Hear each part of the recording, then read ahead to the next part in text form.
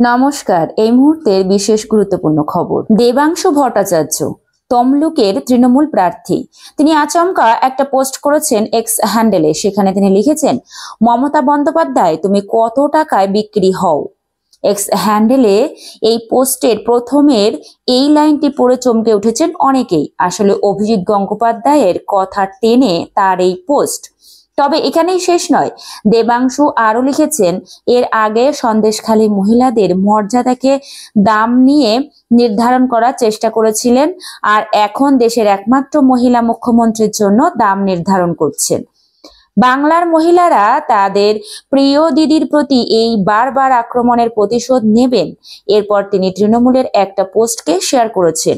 সেখানে লেখা হয়েছে, অভিজিৎ গঙ্গোপাধ্যায় শালীনতার সীমা ছাড়িয়ে যাচ্ছেন। তিনি ভারতের একমাত্র মহিলা মুখ্যমন্ত্রীর আর্থিক দাম ঠিক করার চেষ্টা করছেন।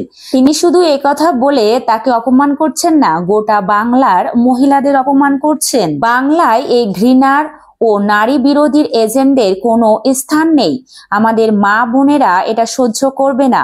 আমরা এই মন্তব্যের তীব্র বিরোধিতা করছি।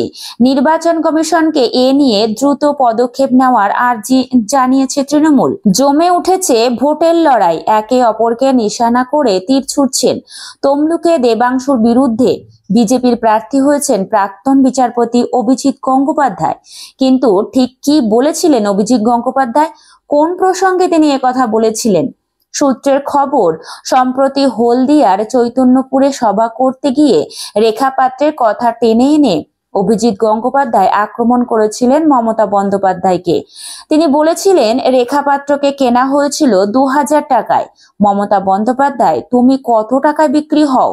তোমার হাতে 8 লাখ টাকা গুজে দিলে একটা চাকরি দাও। তোমার হাতে কেউ 10 লাখ টাকা দেয় আর রেশন হাওয়া করে দেয় অন্য দেশে। ভারতেই থাকে না সেই রেশন। তোমার রেট 10 লাখ টাকা কেন? তুমি কেয়া শেঠকে দিয়ে মুখে মেকআপ করো বলে? রেখা পাত্র গরিব মানুষ, লোকের বাড়িতে কাজ করে। আমাদের প্রার্থী মমতা বন্দ্যোপাধ্যায়ের মতো সুন্দরী নন, সেজন্য তাকে 2000 টাকায় কেনা যায়। একজন মহিলা হয়ে অন্য এক মহিলা সম্পর্কে কি করে এই উক্তি করতে পারেন?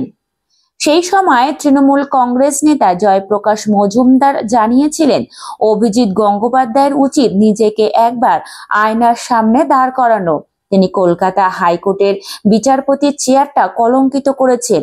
বিচারপতির চেয়ারে বসে পয়সা নিয়েছেন শুভেন্দু অধিকারীর কাছ থেকে, সেই মতো রায়ও দিয়েছেন। আজ এটা প্রমাণিত। আর অভিজিতের সেই কথাকে টেনে নিয়ে পাল্টা খোঁচা দিলেন দেবাংশু।